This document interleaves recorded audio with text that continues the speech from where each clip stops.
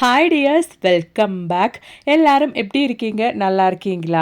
இன்றைக்கி நம்ம வீடியோவில் நம்ம பார்க்க போகிறது இந்த மாதிரி விஷயங்கள் மட்டும் நீங்கள் பார்த்து செஞ்சால் போதுங்க.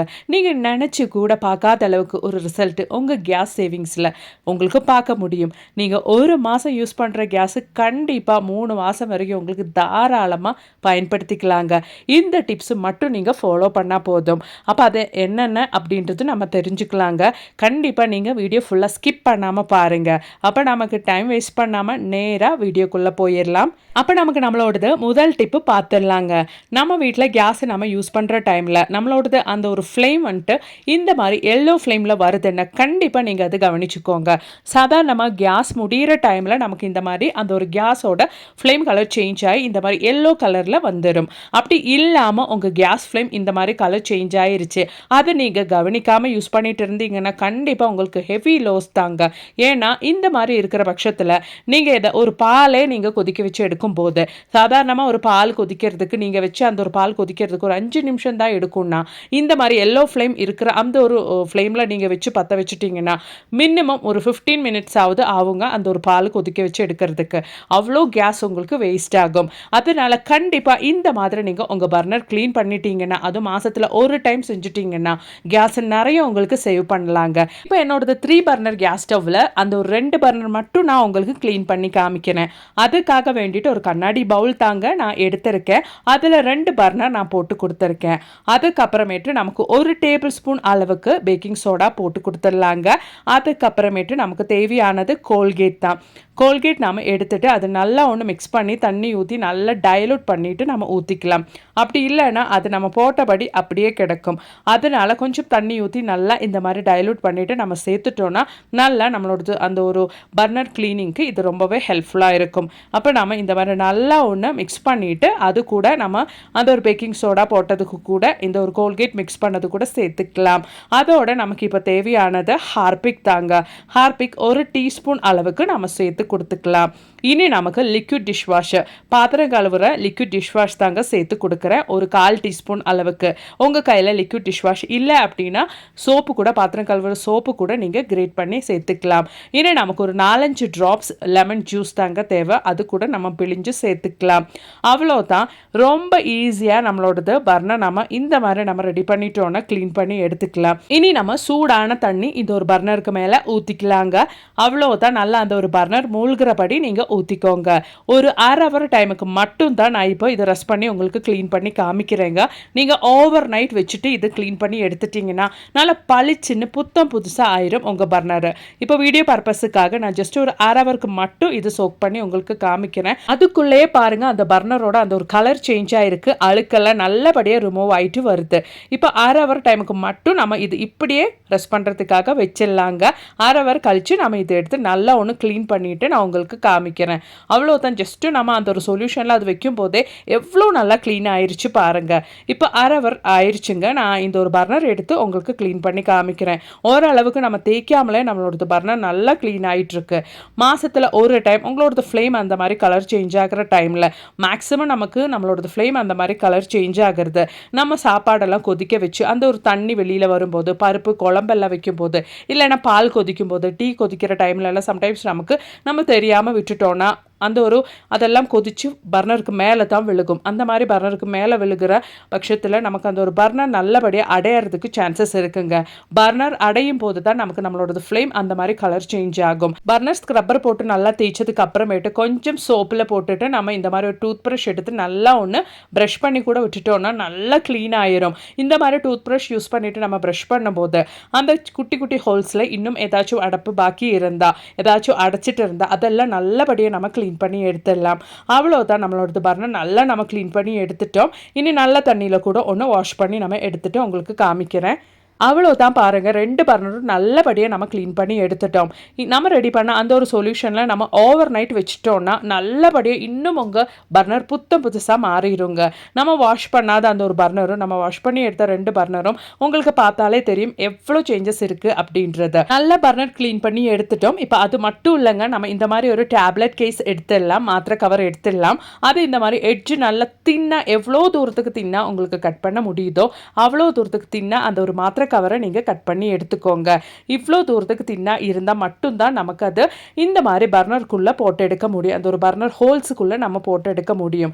நம்ம வாஷ் பண்ணிட்டும் கிளியர் ஆகாத எட்ஜில் அந்த ஒரு ஹோல்ஸுக்கு எட்ஜில் எல்லாம் இருக்கிற சின்ன சின்ன அடப்பு கூட அந்த பிளாக்கு கூட ஏதாச்சும் அடைச்சிட்டு இருந்தால் கூட ரிமூவ் ஆகிறதுக்கு நமக்கு இந்த ஒரு மாத்திரை கவர் ஹெல்ப்ஃபுல்லாக இருக்கும். நல்லபடியாக ஷார்ப்பாக இருக்கும் இந்த ஒரு மாத்திரை கவர். இந்த மாதிரி நம்ம க்ளீன் பண்ணி எடுத்துட்டோம்னா நல்லபடியாக உங்கள் பர்னர் அதுக்கு மேலே ப்ளூ ஃப்ளேமாக தாங்க வரும்.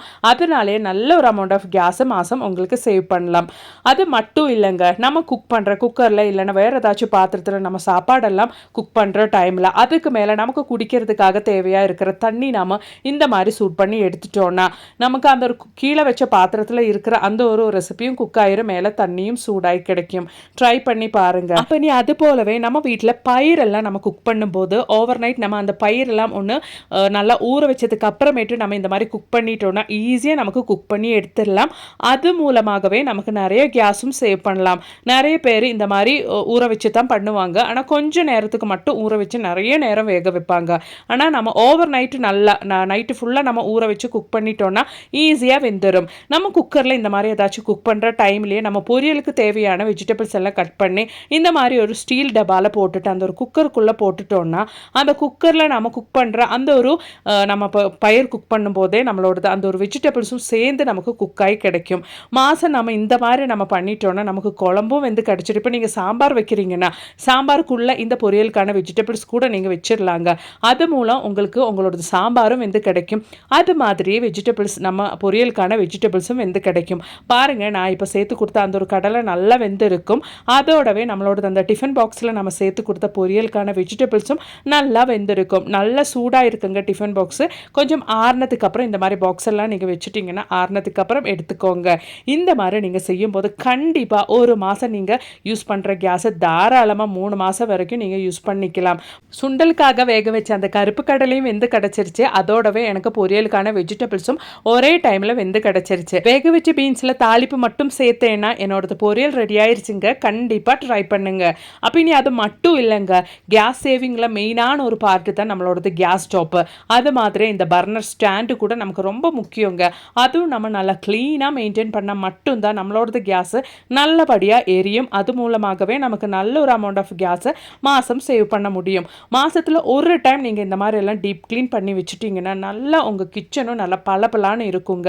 இப்போ பர்னருக்கு கீழே இருக்கிற அந்த ஒரு பகுதி பாருங்கள், ஒரு மாதிரி டார்க் ஒரு மாதிரி துரும்பு பிடிச்ச மாதிரி கலர் ஆகிட்டுருக்கு. அது நம்ம இப்போ நம்மளோட பர்னர் சோக் பண்ண அந்த தண்ணி ஊற்றி ஒரு அரை ஹவர் டைமுக்கு அப்படியே நம்ம ரெஸ்ட் பண்ணுறதுக்காக வச்சுட்டு அதுக்கப்புறமேட்டு நம்ம க்ளீன் பண்ணி எடுத்துட்டோன்னா அந்த பர்னர் ஸ்டாண்டுக்கு கீழே இல்லைன்னா அந்த ஒரு பர்னருக்கு கீழே அந்த பகுதியில் இருக்கிற அந்த துரும்பு கரையெல்லாம் நல்லபடியாக க்ளீன் ஆயிரும். அப்போ நம்ம எடுத்த அந்த ஒரு சொல்யூஷன் நல்லா இந்த மாதிரி நம்ம ஊற்றிக்கலாம்.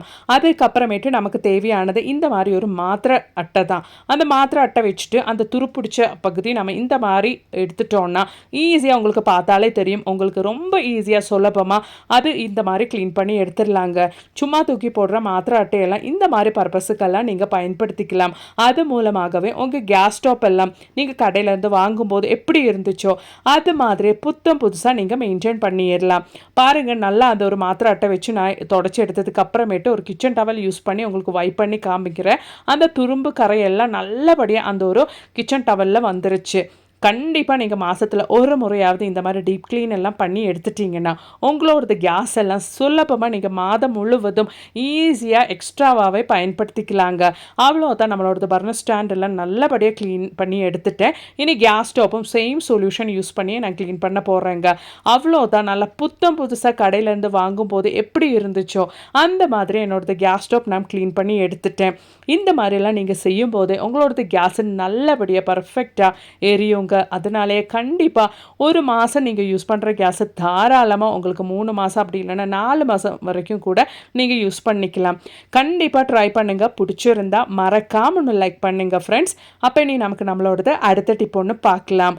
நம்ம சிலிண்டர்லாம் வாங்குகிற டைமில் அந்த சிலிண்டரில் இந்த ஒரு பகுதியில் நீங்கள் பார்த்துருப்பீங்க பாருங்கள், D34 அப்படின்ற ஒரு ஒரு வேர்டு ஒரு எழுத்து நீங்கள் பார்த்துருப்பீங்க. இதுக்கு அர்த்தம் டிசம்பர் 2034 அப்படின்றது. அப்படின்னா இந்த ஒரு கேஸ் சிலிண்டர் எக்ஸ்பயர் ஆகிறது, எக்ஸ்பைரி டேட்டு உங்களுக்கு 2034 வரைக்கும் நீங்கள் இந்த ஒரு கேஸ் சிலிண்டர் யூஸ் பண்ணிக்கலாம். இந்த கேஸ் எல்லாம் வாங்கும்போது நீங்கள் எக்ஸ்பைரி டேட்டு கண்டிப்பாக பார்த்து வாங்கிக்கோங்க. எக்ஸ்பைரி டேட்டு முடிச்ச கேஸ் சிலிண்டர் நீங்கள் வாங்கிட்டீங்கன்னா அது மிகப்பெரிய ஆபத்தில் போய் முடிஞ்சிருங்க. அதனால கண்டிப்பாக கேஸ் வாங்கும்போது அந்த ஒரு எக்ஸ்பைரி டேட்டு பார்த்து வாங்கிக்கோங்க. அப்போ இனி நமக்கு நம்மளோடது அடுத்த டிப் ஒன்று பார்த்துடலாங்க.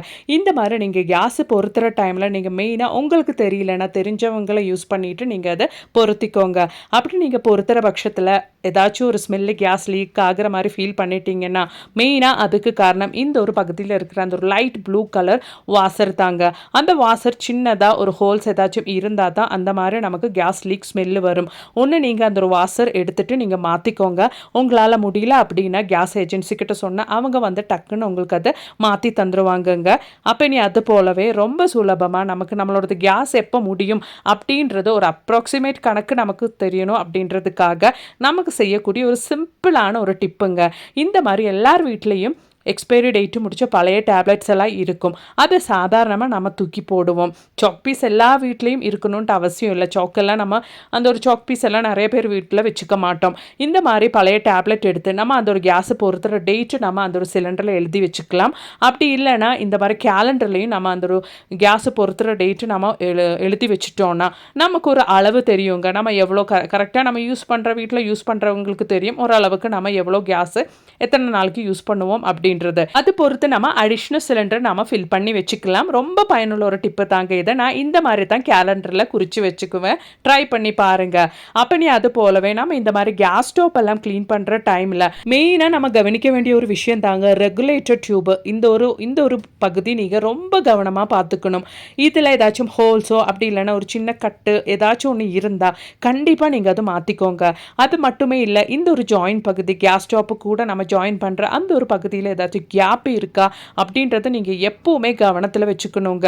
அப்படி இல்லைன்னா நம்ம கேஸ் யூஸ் பண்ணுற டைமில் இந்த ஒரு பகுதியிலேருந்து லீக் ஆயிடுச்சுன்னா அது ரொம்பவே ஆபத்தில் போய் முடிஞ்சிடும். ரொம்ப கேர்ஃபுல்லாக நீங்கள் ரெகுலேட்டர் ஒயர் எப்பவுமே செக் பண்ணிவிட்டு அதுக்கப்புறமேட்டு கேஸ் பற்ற வச்சு யூஸ் பண்ணிக்கோங்க. இன்றைக்கி நான் என் வீடியோவில் ஆட் பண்ணியிருந்த எல்லா டிப்ஸும் நிறைய பேருக்கு தெரிஞ்சதா இருந்தாலும் தெரியாதவங்களுக்கு வேண்டி மட்டும்தான் நான் இன்றைக்கி ஷேர் பண்ணியிருந்தேன்.